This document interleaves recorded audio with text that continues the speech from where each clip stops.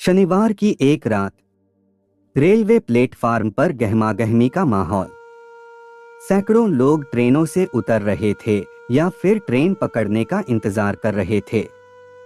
पर एक जगह नजारा कुछ और ही था। वहां लोग कतार लगाए खड़े थे। यह उनके लिए शनि की 7:30 का प्रकोप था या और कुछ पता नहीं। जिस काम के लिए वे सब कतार में खड़े थे वह ऐसा कुदरती काम है जिसे नित्य क्रिया कहते हैं। मतलब वे मुंबई सेंट्रल टर्मिनल पर बने एक शौचालय के बाहर खड़े थे। वैसे आप कतार में हैं कि आवाज तभी अच्छी लगती है जब आप सामान्य हालात में होते हैं या फिर कोई मीठी आवाज की औरत ऐसा बोलती है। शौचालय की कतार में खड़े होकर किसी को यह सुनना अच्छा नहीं लगेगा।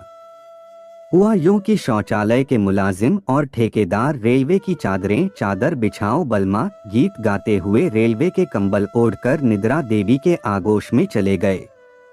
इधर शौच के लिए जाने वाले लोग कतार में लगे अपने आगे के लोगों को गिनते रहे और अंकगणित के सवाल हल करते रहे कि अगर एक आदमी को शौच करने में तकरीबन 5 मिनट लगते हैं तो उनके आगे खड़े 7 लोगों को कितना समय लगेगा और उनके लिए वह सुनहरा वक्त कब आएगा जब वे खुद को एक बहुत बड़े तनाव से मुक्त कर सकेंगे।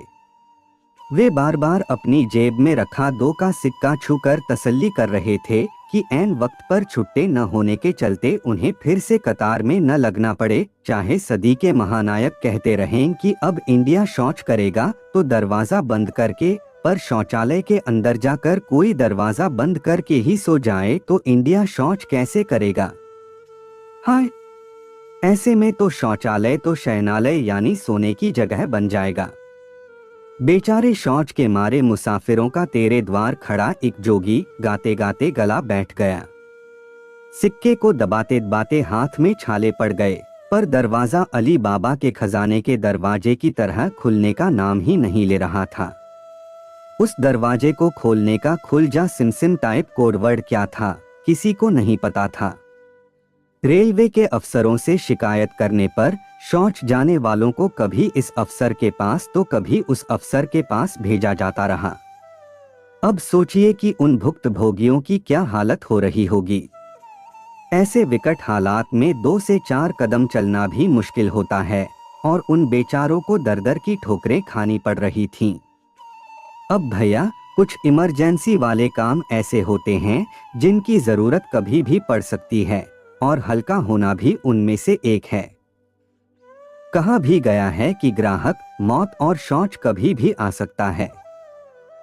वैसे कहा सिर्फ ग्राहक और मौत के लिए गया है, पर अभी भी देश में विकास पर बहुत ज्यादा ध्यान दिया जा रहा है, इसलिए शौच को मौत के साथ जोड़कर कहावत का विकास किया गया है। जब गाड़ी 24 घंटे चलाते हो, मुसाफिर 24 घंटे रेलवे स्टेशन पर आ जा सकते हैं, तो शौचालय को कैसे बंद कर सकते हो। यह कहाँ का नियम है कि रात के 12 बजे से सुबह के 5 बजे तक शौच नहीं कर सकते। अब लगता है कि शौच घोटाला भी कुछ दिनों में सामने आएगा। शौचालय के ठेकेदार लोग, आप अपनी रोजी रोटी पर खुद क्यों रोक लगा रहे हो। जिस तरह पैसे लो जूते 2 की रट दुल्हन के देवर लगाते हैं, उसी तरह एक शौच जाने वाले की यही गुजारिश है, वाईफाई ले लो पर शौचालय दे दो। आपका समय निकलकर हमारे साथ था, इसके लिए आपका धन्यवाद। अगली बार फिर से मिलते हैं नए और रोचक वीडियो के साथ। चैनल को सब्सक्राइब करना न भूलें। धन्यवाद और शुभकामनाएं।